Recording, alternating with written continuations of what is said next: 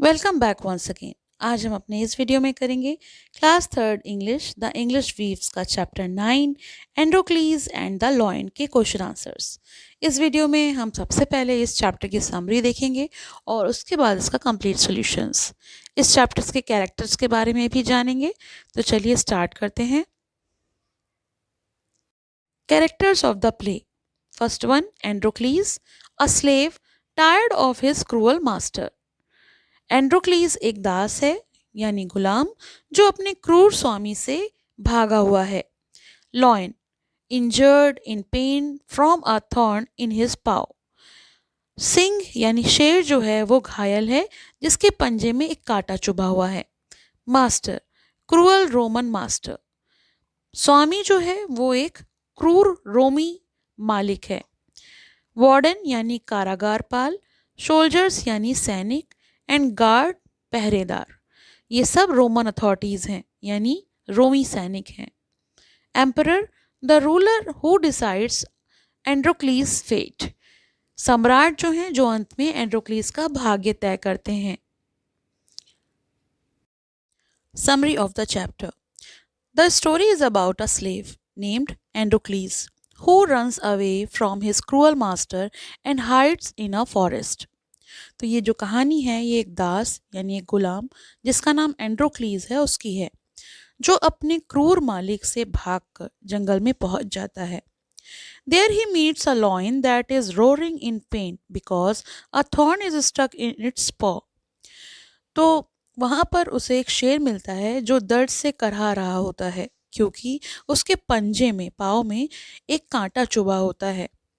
Androcles bravely removes the thorn and bandages the lion's wound. एंड्रोक्लीस साहस दिखाकर कांटा निकाल देता है और उसके घाव पर पट्टी बांध देता है। The lions becomes his friend और इस प्रकार से शेर उसका दोस्त बन जाता है। Later, Roman soldiers find Androcles and put him in prison for running away. कुछ समय बाद रोमी सैनिक एंड्रोक्लीस को पकड़कर जेल में डाल देते हैं। As punishment, he is taken to the Colosseum to fight a hungry lion. और मालिक से भागने की सजा के रूप में कोलोजियम में एक भूखे शेर के सामने डाल देते हैं, लड़ने के लिए छोड़ देते हैं। When the lion is released, it expectedly shows affection towards Androcles instead of attacking him. जब शेर को छोड़ा जाता है तो वो हमला नहीं करता बल्कि एंड्रोक्लीस के पास प्यार से आता है। It is the same lion he had helped in the forest और ये वही शेर होता है जिसकी एंड्रोक्लीज ने जंगल में मदद की थी। Seeing this the emperor is amazed and moved by the lion's gratitude. ये सब देखकर सम्राट अत्यंत प्रभावित हो जाते हैं। He frees Androcles from slavery and also frees the lion. वो एंड्रोक्लीज को गुलामी से आज़ाद कर देते हैं, साथ ही साथ शेर को भी छोड़ देते हैं। Both walk out of the arena safely, proving that kindness always return in unexpected ways. तो ये कहानी ये दिखाती है कि भलाई का फल हमेशा अच्छा ही होता है, दया कभी व्यर्थ नहीं जाती है। Read and answer. Question number 1, tick the correct answer. First one, where did Androcles reach when he escaped? Answer, a forest. Question number B, why was the lion whimpering? Answer, its paw was hurt. C, why was Androcles caught by the soldiers? Answer, he had escaped from his master. Question number D, what did the Romans expect would happen between the lion and Androcles? Answer, the lion would kill Androcles. E, which of the following describe the emperor's reaction? Fourth, the emperor was moved by how the lion responded to Androcles. Question number 2, what is the moral that you learned from the story? आपने कहानी से क्या सीखा?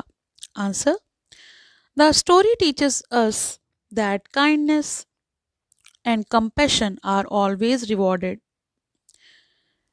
हमने इस कहानी से ये सीखा, हमें ये शिक्षा मिलती है कि दया और करुणा का फल हमेशा अच्छा ही होता है। When we help other in need, that goodness returns to us in unexpected way. जब हम किसी की मदद करते हैं तो वह भलाई किसी न किसी रूप में हमारे पास लौट ही आती है।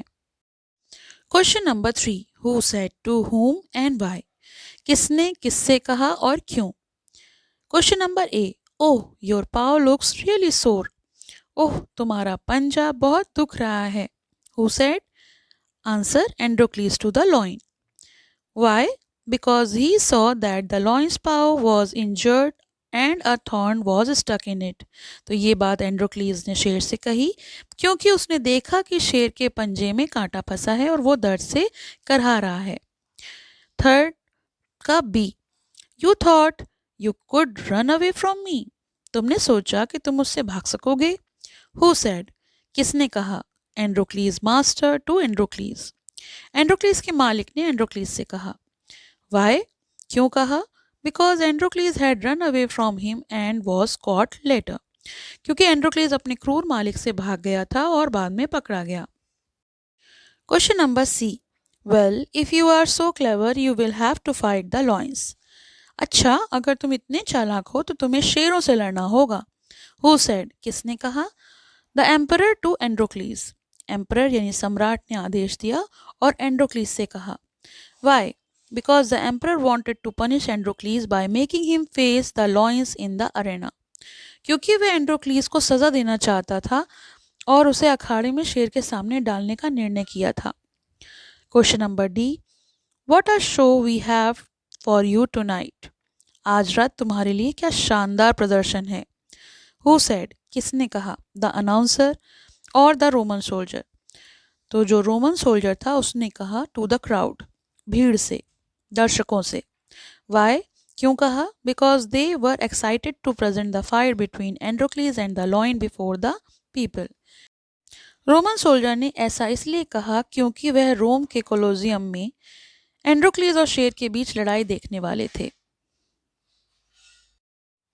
Think and answer.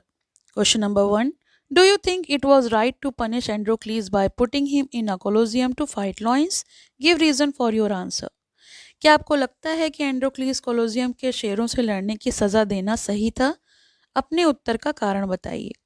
Answer, no it was not right to punish Androcles. नहीं, ये बिल्कुल भी सही नहीं था कि एंड्रोक्लीज को सजा दी जाए। He had not done anything wrong, क्योंकि उसने कुछ भी गलत नहीं किया था। He only wanted freedom from his cruel master. वो केवल अपने क्रूर मालिक से आज़ादी चाहता था। Forcing someone to fight a lion was very cruel और अनफेयर। किसी इंसान को शेर से लड़ाने के लिए डालना बहुत ही क्रूर और अन्यायपूर्ण था।